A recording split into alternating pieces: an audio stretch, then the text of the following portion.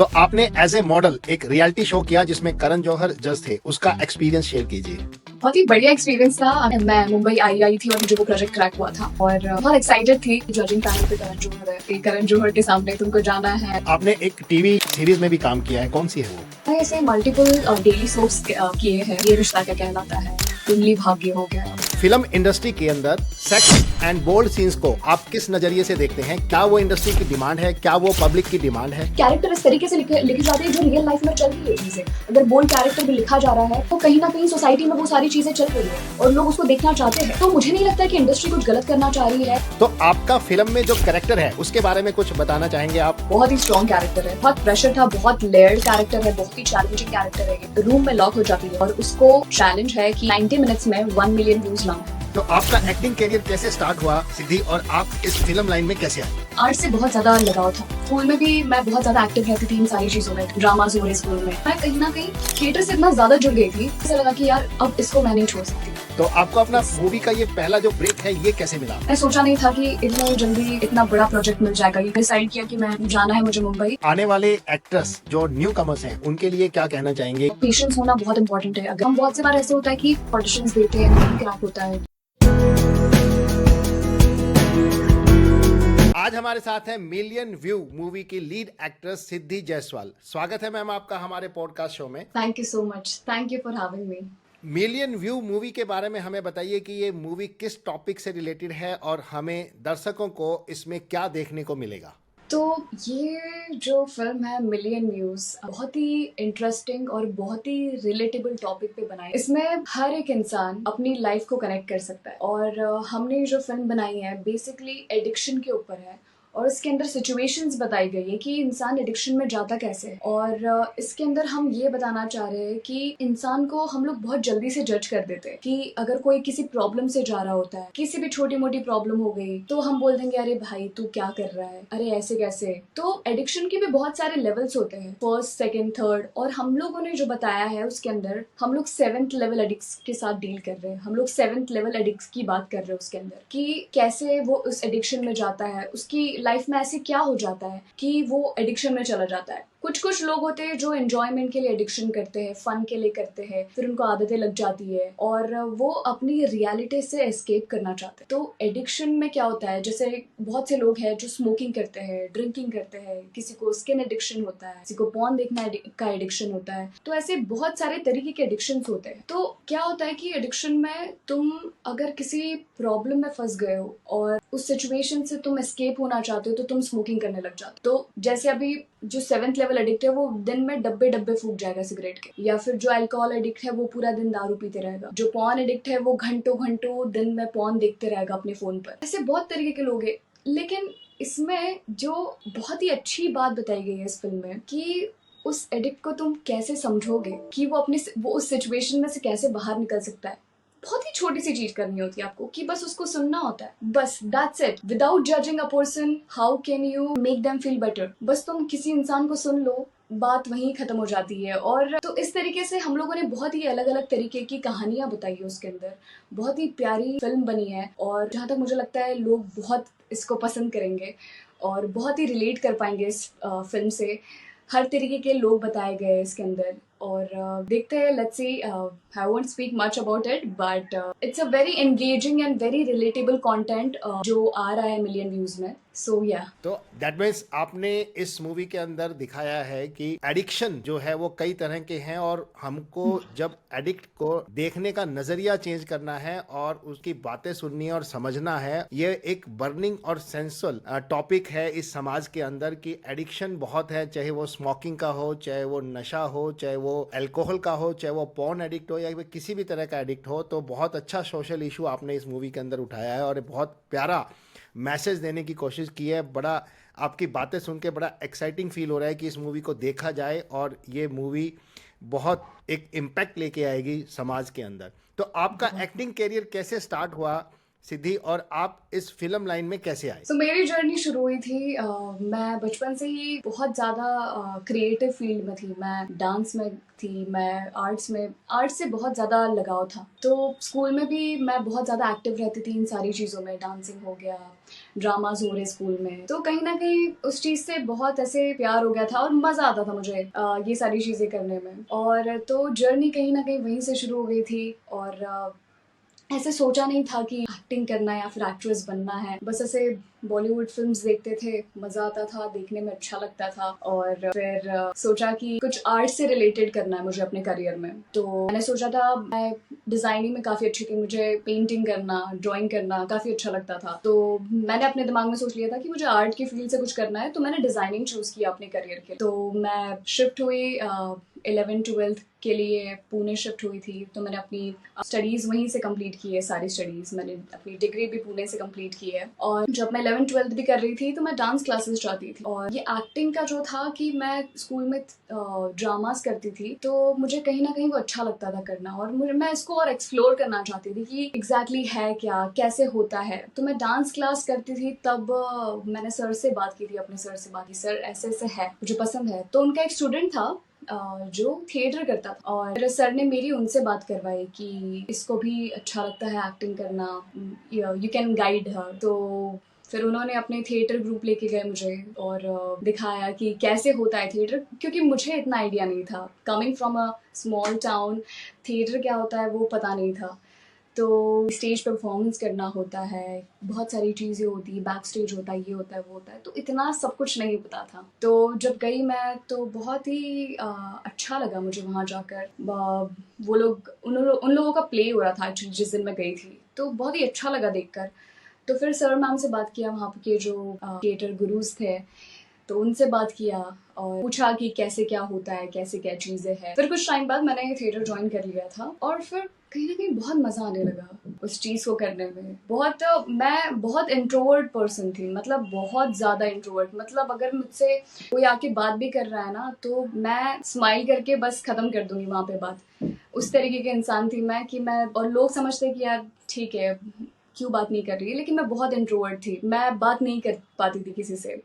और फिर मैंने थिएटर ज्वाइन किया, और फिर वहाँ पे obviously you have to perform on stage, stage पे परफॉर्म करना होता था। और लेकिन ये जर्नी इतनी ब्यूटीफुल रही है मेरी थिएटर की, मैंने एज अ पर्सन इतना ज़्यादा सीखा है, मेरे अंदर इतना ज़्यादा कॉन्फिडेंस आ गया कि मैं अभी भरे स्टेडियम में बात कर सकती हूँ, भरे स्टेडियम में परफॉर्म कर सकती हूँ। जब फर्स्ट टाइम मैंने परफॉर्म किया, मैं बहुत ज़्यादा नर्वस थी, बहुत एक्सट्रीमली नर्वस थी। मोनोलॉग परफॉर्म करना था हमें, और समझ नहीं आ रहा था मैं कैसे करूँगी, और अकेले परफॉर्म करना था, पूरे स्टेज पे सब लोग देख रहे हैं तुमको। बट कहीं ना कहीं वो जोन में एक बार मैं घुस गई और परफॉर्म कर दिया मैंने और वो बहुत ही एक अलग खुशी थी, और बहुत मज़ा आया। फिर उसके बाद जर्नी तो अनस्टॉपेबल रही है।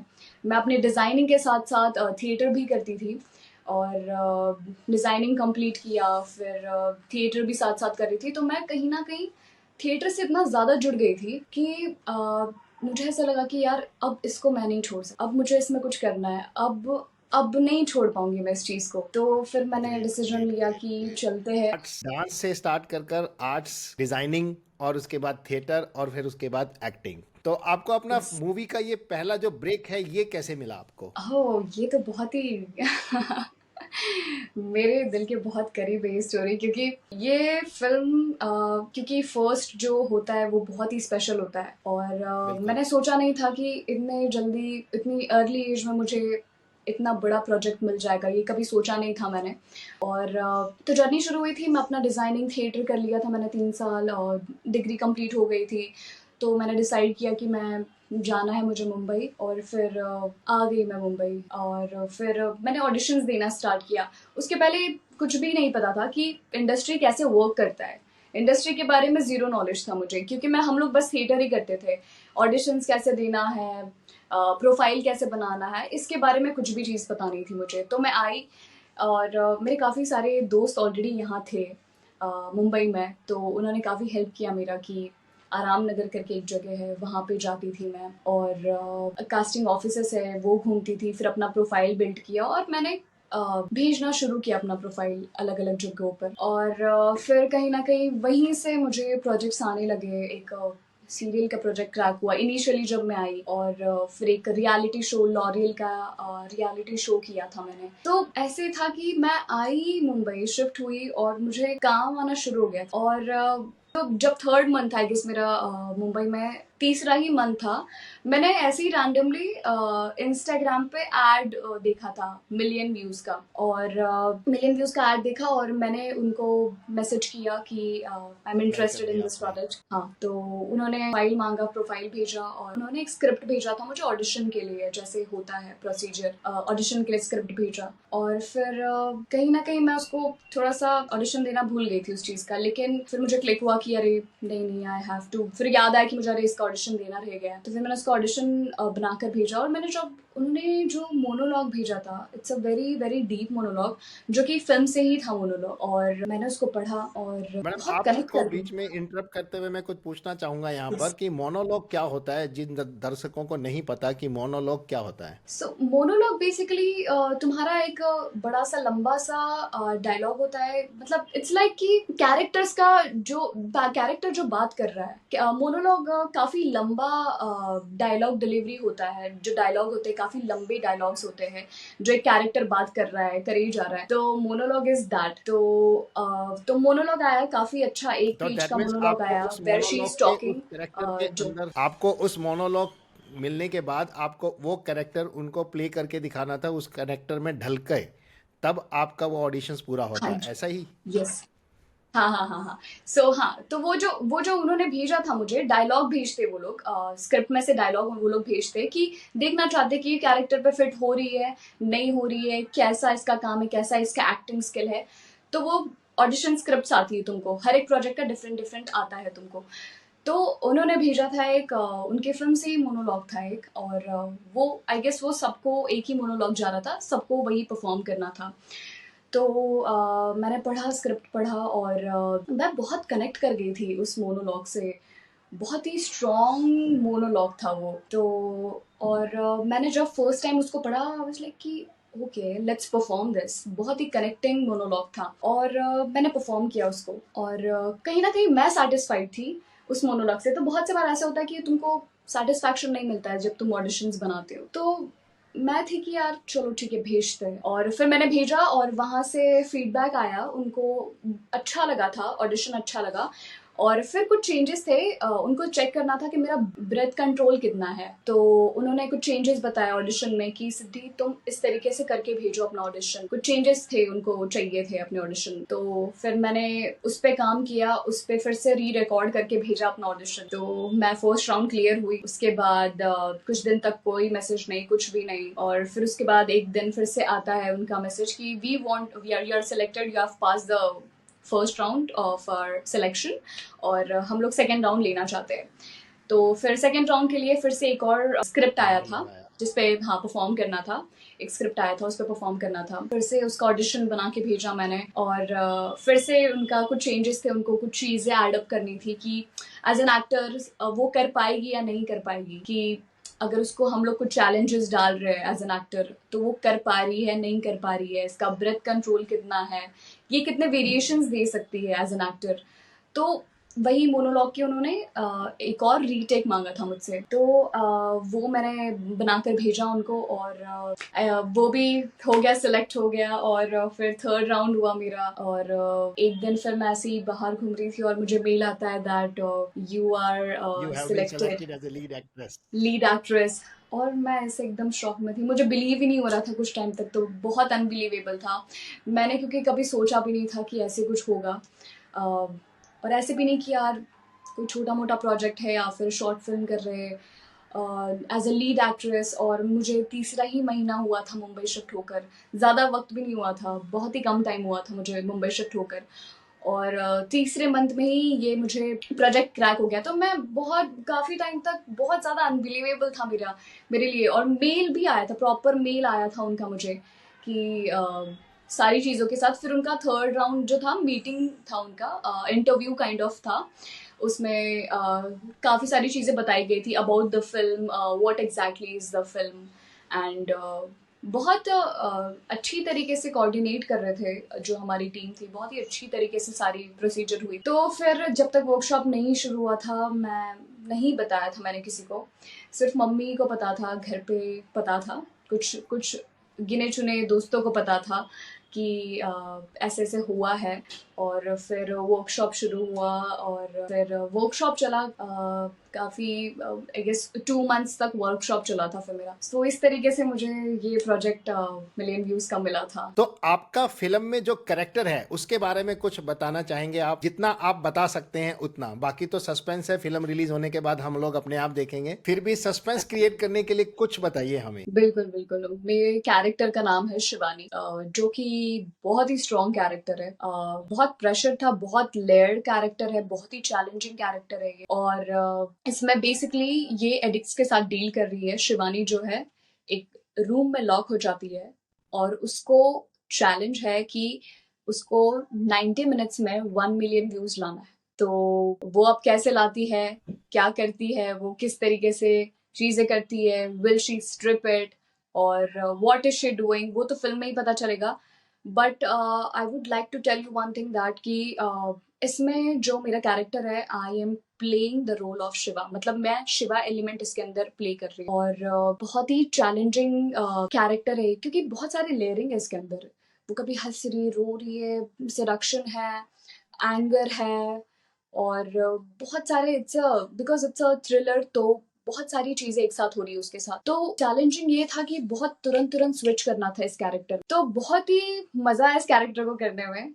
ज्यादा कुछ बताना नहीं चाहूंगी मैं इस कैरेक्टर के बारे में अभी। तो बस यही है, सिचुएशन में डाला गया है शिवानी को कि 90 मिनट्स में उसको 1 मिलियन व्यूज लाने हैं। तो वो अब कैसे करती है, तो वो तो बाकी फिल्म में ही पता चलेगा कि क्या करती है शिवानी, कर पाती है नहीं कर पाती है, वो तो अब फिल्म में ही पता चलेगा। आप आने वाले एक्टर्स जो न्यू कमर्स हैं उनके लिए क्या कहना चाहेंगे कि किस तरह से वो काम करें, मेहनत करें कि उनको कोई ब्रेक मिले, कहाँ से वो स्टार्ट करें और किस तरह से एक्टर या एक्ट्रेस बनने के लिए स्टार्ट करें? तो बहुत ही अच्छा क्वेश्चन है ये कि बहुत सारे जो एक्टर्स है यहाँ पर आते हैं, अपना करियर बनाना चाहते हैं, और बहुत सारे सबके ड्रीम्स होते हैं कि मैं एक लेवल अचीव करूँ। तो मैं ये बोलना चाहूंगी कि पेशेंस होना बहुत इंपॉर्टेंट है अगर आप इस फील्ड में हो। तो the most important thing is you have to have patience, और अपना रियाज नहीं छोड़ना, अपने क्राफ्ट पे काम करते रहना, गिव अप तो नहीं देना कहीं ना कहीं से। और मुझे लगता है कि अगर तुम जितना अपने क्राफ्ट को पॉलिश करो,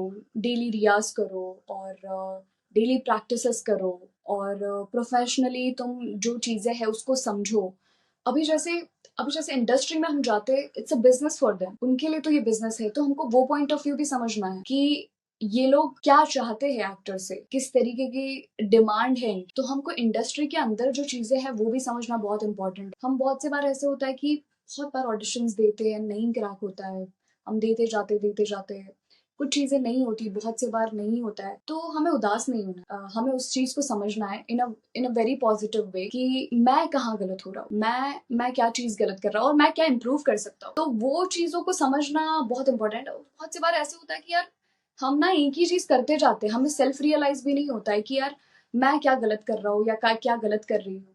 और हम उसी चीज को रिपीट करते जाते हैं और रिजल्ट्स नहीं आते। तो हमें वो सारी चीजों को समझना है कि हम लोग कैसे समझ सकते हैं। इंडस्ट्री को समझना is very important, first of all thing, क्योंकि at the end it's a business thing and you have to understand their point of view as well कि what they are exactly looking for. तो ये सारी चीजें हैं, और अपना daily डटे रहो, काम करो अपने ऊपर, और गिव अप तो नहीं देना है, और होगा पक्का कुछ ना कुछ तो सीधी फिल्म इंडस्ट्री के अंदर सेक्स एंड बोल्ड सीन्स को आप किस नजरिए से देखते हैं? क्या वो इंडस्ट्री की डिमांड है? क्या वो पब्लिक की डिमांड है? क्या वो एक जरिया है कि लोगों को थिएटर तक लेके आने का या फिर उस मूवी को दिखाने का? बहुत ही अच्छा क्वेश्चन है, और काफी सी चीजें हैं मैं इस पर बोलना चाहूँ। जैसे अभी रिक्वायरमेंट्स आती काफी सारी, एज एन एक्टर हमें भी काफी सारी रिक्वायरमेंट्स आती कि आपको ये सीन करना है, बोल्ड सीन करना है, ये सीन करना है, वो सीन करना है। तो बहुत सारे एक्टर्स हैं कि जो नहीं करना चाहते, और मुझे ऐसा लगता है कि अगर वो कैरेक्टर उसको जस्टिफिकेशन दे रहा है, अगर वो कैरेक्टर अभी जैसे, क्योंकि कैरेक्टर इस तरीके से लिखे जाते हैं जो रियल लाइफ में चल रही है चीजें। अगर बोल्ड कैरेक्टर भी लिखा जा रहा है तो वो कहीं ना कहीं सोसाइटी में वो सारी चीजें चल रही है और लोग उसको देखना चाहते हैं। तो मुझे नहीं लगता कि इंडस्ट्री कुछ गलत करना चाह रही है या फिर कुछ गलत बता रही है। और मुझे ऐसा लगता है कि अगर वो कैरेक्टर जस्टिफिकेशन देता है कि ये सारा सीन क्यों दिखाया जा रहा है, या फिर सेक्स क्यों दिखाया जा रहा है, या फिर बोल्ड सीन्स क्यों दिखाए जा रहे हैं, तो मुझे एज एन एक्टर, अगर मुझे ऐसे कोई कैरेक्टर कभी आता है कि अगर आपको करना है, तो I look at the things is that कि मैं देखूंगी कि अगर ये कैरेक्टर जस्टिफिकेशन दे रहा है चीजों को। और हाँ, मतलब मुझे ऐसा लगता है कि कहीं ना कहीं लोग देखना चाहते हैं, तभी इंडस्ट्री दिखाना भी चाह रही है, उनके लिए एक तरीके से बिजनेस है। और ऑडियंस शायद, क्योंकि देखिए अब हर तरीके की ऑडियंस है यहाँ पे, हर तरीके की लोग हैं, कुछ लोग देखना चाहते हैं वो चीजें, और कुछ और देखना चाहते हैं। तो हर किसी की डिमांड के हिसाब से इंडस्ट्री में काम चल रहा है। तो हम किसी चीज को सही गलत तो नहीं बोल सकते कि सही कर रहा है या फिर गलत कर रहा है। तो हम ये तो नहीं बोल सकते यार, अगर बोल्ड सीन दिखा रहा है या फिर सेक्स सीन दिखा रहा है, तो अगर मुझे एज एन एक्टर पूछा जाए कि आप क्या इस पर रिएक्ट करोगे, तो मेरा एक ही है कि मैं अगर स्क्रिप्ट पढ़ती हूँ, अगर मुझे लगता है कि कैरेक्टर जस्टिफिकेशन दे रहा है, क्योंकि इस तरीके के लोग हैं, और अगर हम प्ले नहीं करेंगे एज एन आर्टिस्ट, तो कोई और इसको करेगा। कौन बताएगा। एज एन आर्टिस्ट तो हमारा रिस्पॉन्सिबिलिटी कि हर एक तरीके के कैरेक्टरों को पोर्ट्रे करना, तो ये मुझे नहीं लगता है कि कोई गलत चीज है। और काफी सारी कहानियां ऐसी है जिसमें बताना बहुत जरूरी है इस तरीके के सीन्स, और ये सारे बोल्ड सीन्स और ऐसे कैरेक्टर्स। तो हाँ, ऐसे मुझे लगता है। नहीं, बिल्कुल ठीक कह रहे हैं कि अगर आपका कैरेक्टर आपको जस्टिफाई कर रहा है तो वो कैरेक्टर कर लेना चाहिए। हाँ। तो आपने फिल्म में शिवा एलिमेंट का रोल प्ले किया है, उसकी प्रिपरेशन के बारे में हमें बताइए कि आपने उसको प्रिपेयर कैसे किया। हाँ, बिल्कुल। तो मैंने जो शिवानी कैरेक्टर है, वो नाम भी वहीं से निकला है, शिवा के नाम से शिवानी और शिवानी। शिवा। हाँ। तो बहुत ही कनेक्टिंग डॉट्स है इसके अंदर, फिल्म में भी अगर आप देखोगे बहुत ही कनेक्टिंग डॉट्स है। तो मुझे इनिशियली नहीं पता था, और जब मुझे पता चला कि मैं गॉड एलिमेंट प्ले कर रही हूँ इस फिल्म के अंदर, तो मैं समझ नहीं पा रही थी इनिशियली मैं कैसे प्ले करूँगी। और मैंने ऐसे कैरेक्टर्स नहीं किए थे, क्योंकि पहले मतलब जब थिएटर में भी किए थे नाटक, तो ऐसे कैरेक्टर्स कभी प्ले नहीं किए थे। तो माय डायरेक्टर अंशुल सिन्हा, तो हमारा वर्कशॉप शुरू हुआ था, हम लोगों का वर्कशॉप 2 महीने के लिए चला था। तो उसी दौरान जब हम लोग बात करते थे शिवा के बारे में, और ही मेड मी अंडरस्टूड कि स्पिरिचुअलिटी क्या होता है, एलिमेंट्स क्या होते हैं, एनर्जीज क्या होती है। तो मुझे कुछ चीज़ें पता थी, लेकिन इतने डीपर लेवल में नहीं पता थी। तो शुरू हुई चीज़ें, उन्होंने बताया कि एग्जैक्टली ये सारी चीज़ें क्या होती है और तुम कैसे प्ले करोगे शिवा। तो उन्होंने बताया कि आपको अगर शिवा एलिमेंट प्ले करना है तो आपको गायत्री साधना कर। तो गायत्री साधना है जो बहुत ही पावरफुल मंत्र है, जो सन भी है वो भी इस मंत्र से एनर्जी लेता है। तो बहुत ही पावरफुल मंत्र है ये गायत्री मंत्र। तो मैंने बोला अच्छा ठीक है, और उन्होंने फोर्स नहीं किया था मुझे इस चीज़ के लिए कि आपको सिद्धि करना ही है। और उन्होंने बोला कि अगर आपको करना है तो आप नॉर्मली ओम चैंटिंग कर सकते हो, या फिर राम चैंटिंग कर सकते हो।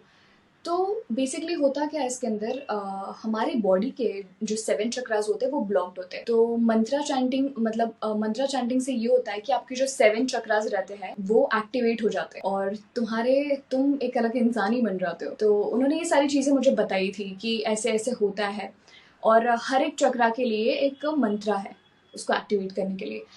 तो मैंने बोला अच्छा ठीक है, और मैं प्रिपेयर्ड नहीं थी इस चीज़ के लिए इनिशियली, मुझे समझ नहीं आ रहा था कि कैसे क्या होगा।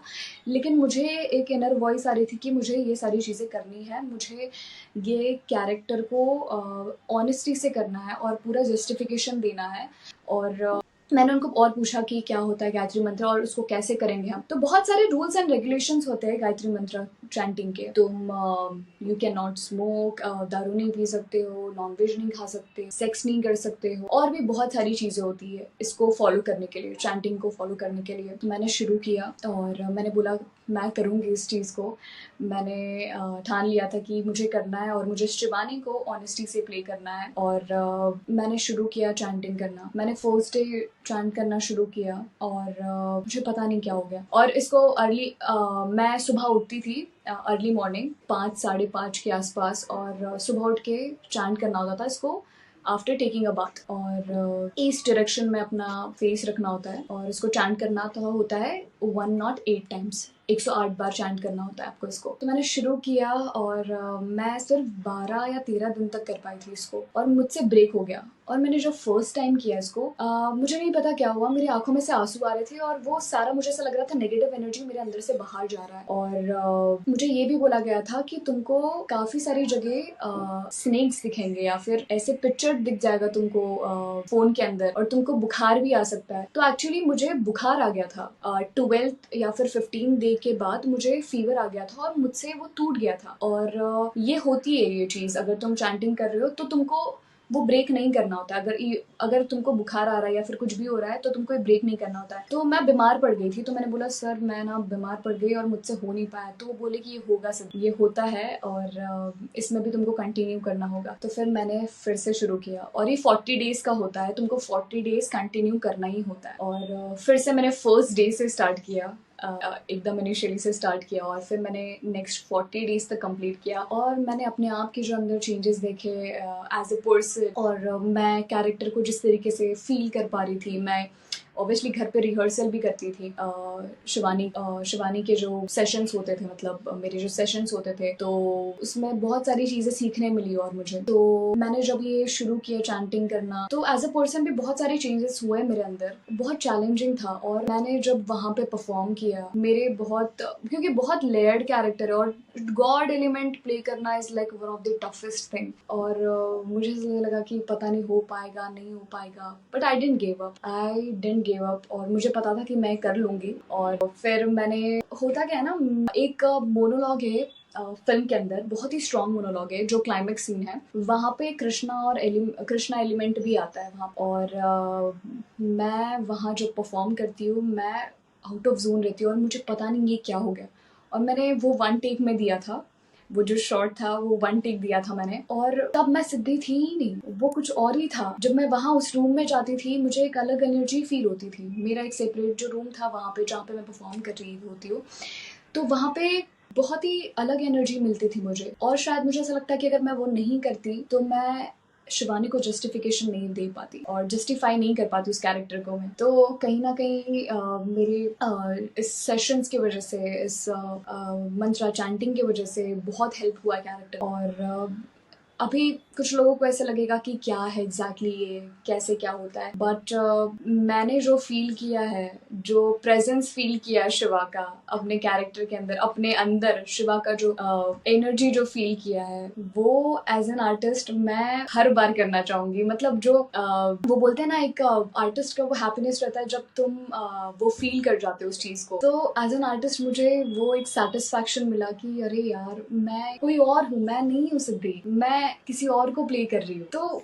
बहुत ही अमेजिंग चीज थी वो। और मैं बहुत एक्साइटेड हूँ कि लोग देखें उस चीज को। और मैं चाहूंगी कि एज एन आर्टिस्ट तुमको वो फील करना बहुत बहुत ही अच्छा फीलिंग देगा वो तुमको। तो या आई मीन बहुत ही टफ और चैलेंजिंग रोल रहा है, बट विद दैट बहुत ही मजा आया इसको करने में। तो हाँ, बहुत सारे सेशंस करने के बाद, बहुत सारी वर्कशॉप्स करने के बाद, बहुत सारी प्रैक्टिस करने के बाद, मंत्रा चैंटिंग करने के बाद, डेडिकेशन डिवोशंस कई कई दिनों तक करने के बाद आपने अपने अंदर ये चीज लेकर आए कि आप उस कैरेक्टर के अंदर ढल सकें और उस कैरेक्टर को कॉन्फिडेंशियली प्ले कर सकें।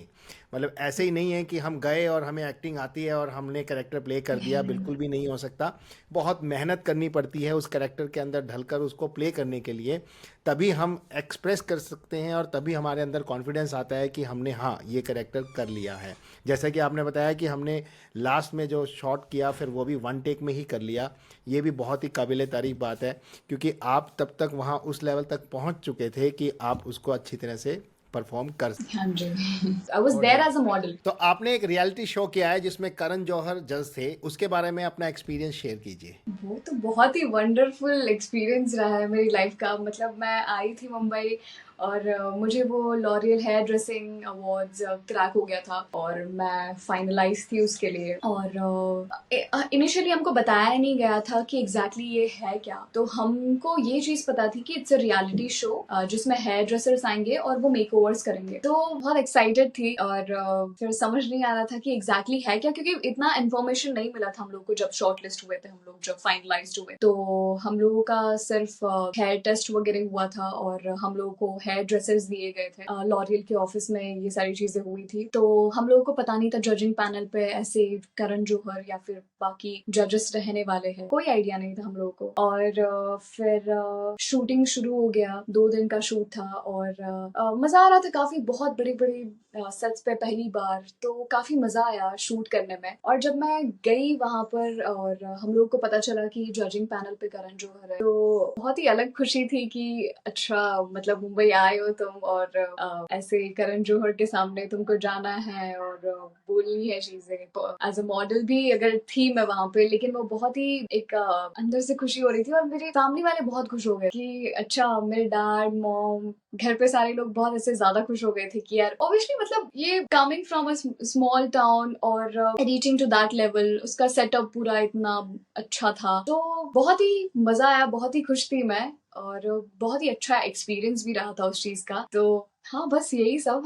तो आपने एक टीवी सीरीज में भी काम किया है, कौन सी है वो? तो मैंने ऐसे मल्टीपल डेली सोप्स किए हैं। मल्टीपल डेली सबसे पहले सोप्स। मैंने ऐसे मल्टीपल डेली सोप्स कर रखे हैं, जैसे ये रिश्ता क्या कहलाता है, फिर उसके बाद कुंडली भाग्य हो, उसके बाद दुर्गा करके एक सीरियल आती थी, उसमें काम किया। तो हाँ, मतलब ऐसे काफी सारे सीरियल्स में मैंने काम भी किया और काफी अच्छा एक्सपीरियंस रहा था। और जब फर्स्ट टाइम मुझे क्रैक हुआ था प्रोजेक्ट ये रिश्ता क्या कहलाता है, तो मैं बहुत ज्यादा खुश थी। घर वाले भी बहुत खुश थे कि अच्छा, टीवी पे आएगी। अब तक हम टीवी पे देखते थे वो सारी सीरियल्स, और जब हो रही है ये सारी चीजें तो बहुत ही अच्छा लग रहा था।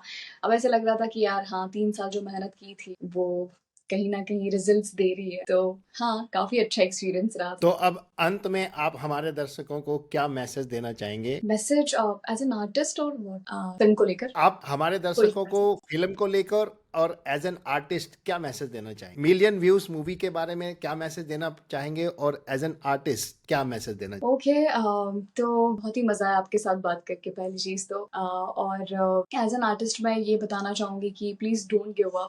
अपना काम करते रहो, अपने आर्ट पे काम करते रहो और पेशेंस रखो और लगातार अपने चीजों पे काम करो। और मैं मिलियन व्यूज के बारे में ये बताना चाहूंगी कि आप लोगों को ये फिल्म जरूर जरूर देखनी है। बहुत ही मजा आएगा आपको इस फिल्म को देखकर और बहुत ही रिलेटेबल और फन और वेरी एंगेजिंग कंटेंट है। तो प्लीज प्लीज देखिएगा मिलियन व्यूज। बहुत ही स्ट्रॉन्ग, बहुत ही अच्छी स्टोरी लाइन है, सब लोगों को बहुत पसंद आएगी मिलियन व्यूज की स्टोरी। तो देखते हैं, hoping for the best and या लेट्स सी। एक लीक से हटकर मूवी बनाई गई है जिसमें सभी एक्टर और एक्ट्रेस ने, डायरेक्टर्स ने बहुत मेहनत की है, वर्कशॉप्स कर और बहुत ज्यादा काम किया गया है स्क्रिप्ट पर और एक सोशल मैसेज के साथ मूवी बनाई गई है। मूवी का नाम है मिलियन व्यूज और जरूर आप लोगों को देखनी है और इस फिल्म को पूरा प्रमोट करना है जिससे कि हमारे अपकमिंग एक्टर्स को पूरा सपोर्ट मिल सके। इसी के साथ आपका बहुत बहुत धन्यवाद सिद्धि, हमारे इस पॉडकास्ट के लिए समय निकालने के लिए और हमसे बातचीत करने के लिए।